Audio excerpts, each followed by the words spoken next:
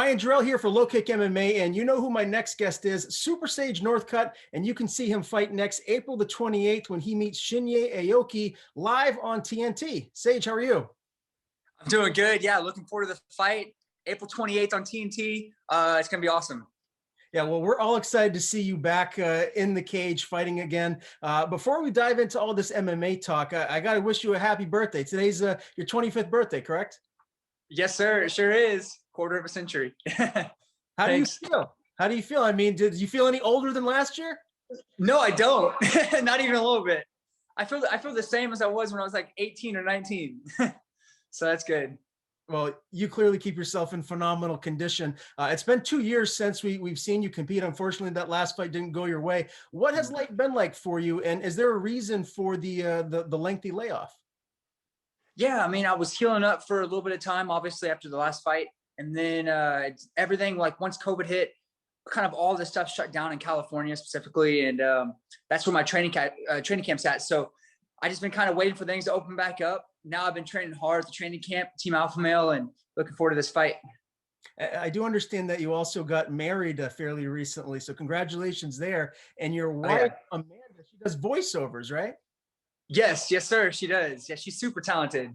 So what is that like, living with someone that is as talented as that, and it can kind of do different voices? Does she ever mess with you at all?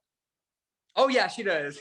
We're like, I wish if there was like a hidden camera show or something, we're always messing with each other. So yeah, she has a bunch of cool voices too that she does. Let's talk about this camp specifically. Obviously, Team Alpha Male, one of the best gyms in the world. How have you evolved as a fighter since making that transition there and studying with Uriah Faber and the rest of the guys? Man, he has so much knowledge. So he's a very hands-on coach. Like even this morning, we're scheduling practices, like practices before practice and after practice, and he's just him, the whole entire team, the coaches, everyone's got like so much energy in the room. They're always pushing the pace and they have so much knowledge to share. So for me, it's been awesome. Are things at the gym back to normal now? I'm sure that with California, there were a lot of restrictions that you guys had to abide by. Are things pretty much, back to the norm, the way they were previously? Yeah, that's what it seems like pretty much. I mean, obviously, you have like different restrictions for COVID. So like watch out for this, or like coming and taking a temperature, like taking safety precautions. But other than that, yeah, the teammates are in the gym, and it's really good for the fighters. Who have been some of your main partners for this specific camp? Man, so just got the fight scheduled. So working on that right now with my partners, getting different partners set up, and I know Uriah Faber's get him set up for me too. So how often are you training now? I know you have a lot of different things going on. You just filmed a couple of episodes for The Apprentice. What does a day in the life of Sage Northcutt look like? Oh yeah, so this morning actually. So right now in California, I'm not sure where you're at, but it's like 1:30ish right now, and already hit like 2.5, 3 hours of training. Going back later this afternoon. I was gonna hit like a mid-session too, which would be like a whole ton, but had some interviews that are set up. So just every single day hitting like a couple practices and just getting better. That's great to hear. Now, obviously, you made your name in the UFC. You did very well in that promotion, then made the decision to leave and sign with ONE. When was the last time you talked to Dana? Is that a relationship that is still ongoing, or have you not talked to him since you've left? Oh no, yeah, we haven't talked since I left. Obviously, when I left, yeah, he wished the best for me and everything, but no, nothing since then. How do you feel with where you're at right now? Again, it's your birthday today. You're 25 years old. You've already accomplished so much. Did you expect to be where you're at right now, as when you were 18 years old? Thanks. When I was 18 years old, it was hard to I guess visualize where you're going to be at, or what you're going to be doing, or even where you're going to live at. Because at the time when I was 18, I was going to school to be an engineer at the same time. So I was like, okay, am I doing school? Am I doing fighting? Am I doing both? Trying to figure that out. But since then, it's been full-time fighting for me. And are you happy with where you're at, like right now, with everything you've accomplished? I mean, you're still so young, you have so much more to do in the sport, but with where you're at right now, do you feel like you're in a place where, you're happy where you're at? Yes, sir. Yeah, I feel very blessed where I'm at right now. So many blessings I could think of, and just definitely thankful for what I have and what I've been able to do so far. And also the amount of training I'm putting in to be able to do stuff even better in the sport than I've done before. So How excited are you to be with One Championship? It's a promotion that's huge. It's one of the biggest in the world. Now they're on TNT. You're going to be fighting live on TNT, which is really Right. exciting. I mean, how excited are you right now for what's to come in your career? I'm so excited. I'm so happy too. They're gonna have the fights on TNT because you have all these American fans that'll be able to tune in and check it out too. So that's awesome. Great news. I'm also looking forward to One Championship in the future coming to America, also having fights here. I know they had that scheduled, but then when everything happened with COVID, they had restrictions traveling back and forth, and it kind of slowed everything down. But that's something for the future. And then I filmed a show called The Apprentice, which you mentioned earlier. The Apprentice with One Championship, actually, that's going to be airing not too long from now on Netflix. So that was really cool too. Can you give us a little sneak preview? Like what did you do in the show? Man, I can't tell you too much. They told me not to say anything, but I can tell you that Brandon Vera, the champ of One Championship, he was on the show with me. Gonna do some cool stuff. Just a few guest appearances here and there, for a couple episodes, and I think it's gonna turn out really good. Yeah, well, we're definitely excited Yep. to do that. Do you have any other hobbies outside of just, training for mixed martial arts? Like what else do you get into to occupy your downtime? Oh yeah, definitely. Well, actually, I'll show you. Hold on one second. All right, so let me walk you out here. It's a little messy outside. Let's flip this camera.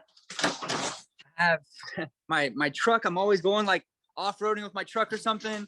And then actually my friend is the owner of this company called Rumble Motors. So they're actually fully electric bikes. So I'll go out like around the town, just having fun on them.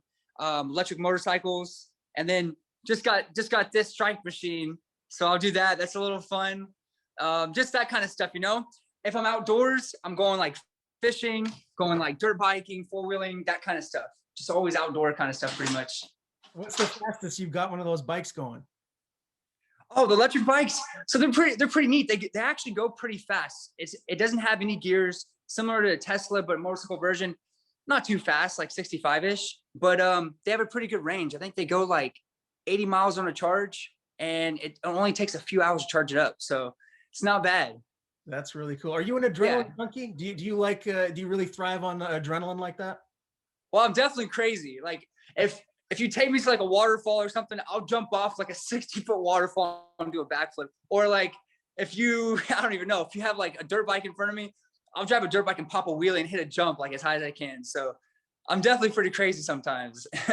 What's the one thing that you've done that you'd say is crazy where you look back and that you're like, man, I can't believe I did that? Is there one thing that stands out? Man, one thing that stands out, I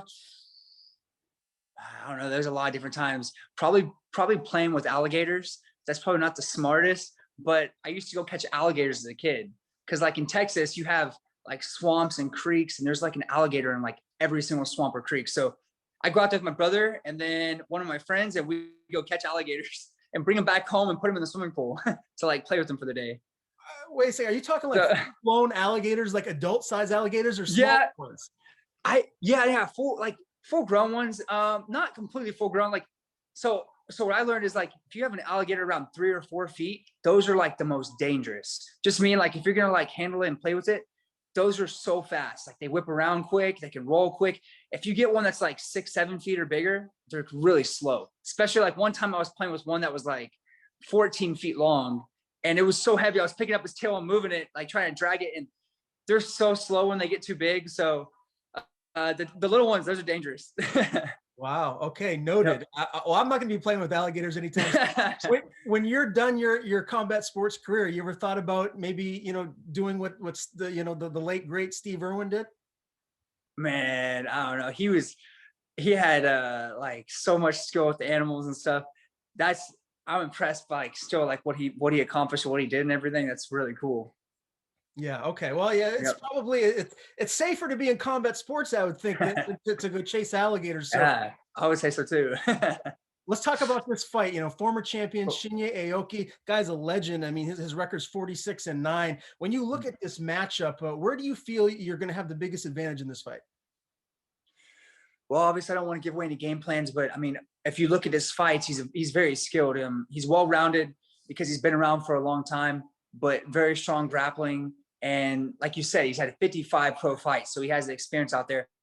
So like for me, come with the game plan with my coaches. I'm also very well rounded. I'm very skilled, and I have great training partners out here at Team Alpha Male. So I don't want to reveal anything yet, but hopefully everything goes great. And you're going to see on April 28th. Is this the most excited you've been for a fight? Because this guy is extremely decorated. Like, can you think of another time where you've been more amped up to get in there and showcase your skills? Actually, no. I mean, maybe one of my first fights ever. I'm like so excited, but right now I'm so amped. Like you said, I mean, after being off for a certain amount of time, just healing up and COVID going on, just makes you want to get out there even more. So interesting thing is that I was thinking about actually yesterday was, when I have the fight, is it going to be completely quiet in the audience, or they're going to be fans in the audience? I'm not too sure how Singapore is going to be exactly yet, but if there's no fans, I'm going to be missing the fans. But if it's quiet, I'm going to be really focused. That's for sure. Yeah, no doubt. Now, this fight will be at 170 pounds. And as far as one championship goes, that's considered their lightweight division. What are you walking around at right now? Oh, I need to check my weight, but not too far off that. I always walk around like super lean. My skin's really thin all over. I eat super clean all the time. My trifecta food I eat's like clean as it gets. So not much over that weight. How do you envision this fight ending? Give me a prediction. Obviously, you're not the trash talking type, but how do you see yourself getting your hand raised? Right. I mean, obviously, I go out there to try to finish my opponent. That's the only way I see it, is go out there to finish. I mean, you gotta be ready for anything that's thrown at you, but I mean, I'm going out there with the intent to go out there and win and finish him. So that's my plan. We're all excited to see you climb back in there and fight again here soon. Before I let you go, I want to get your fight pick on Ben Askren and Jake Paul. I know there's a lot of people that are excited about that. Who do you envision winning that one? I haven't even seen Jake Paul fight, and then Ben Askren's boxing. I guess we'll have to find out. I mean, when is that fight actually? Geez, I'm not even sure. I think it's either for a month away though. Oh, really? Yeah, I don't know. Actually, I don't know what to say about that one. I don't know. I don't know actually. I mean, Jake Paul, I know Logan Paul is a pretty big guy normally. Jake Paul, I'm not too sure how big he is, but I guess it'll be interesting to see what happens for sure. Would you ever consider going into that realm of combat sports down the line, just to make money, or is that not something that interests you? Talking about boxing? Yeah, just kind of like the celebrity boxing. There seems like to be a lot of, reality TV stars or YouTube stars that are, getting into this. Is that something, if there's someone else down the line 5-10 years from now that you would ever consider doing that? Yeah. I mean, that seems pretty fun. I mean, think about it, you get to go fight someone's like, hey, I want to fight Sage, or it's a big name celebrity that's whatever realm they're in, they or a brawler, whatever it might be. I don't know. That would be pretty fun. Cool. Well, again, Sage, appreciate the time. April the 28th, live on TNT. Sage will face Shinya Aoki. Before I let you go, man, tell everyone where they can find you on social media. Cool. All right. My Instagram is Super Sage Northcutt. My Twitter and Facebook is Sage Northcutt. So hopefully I get some cool content coming up to my fight and get some good stuff posted.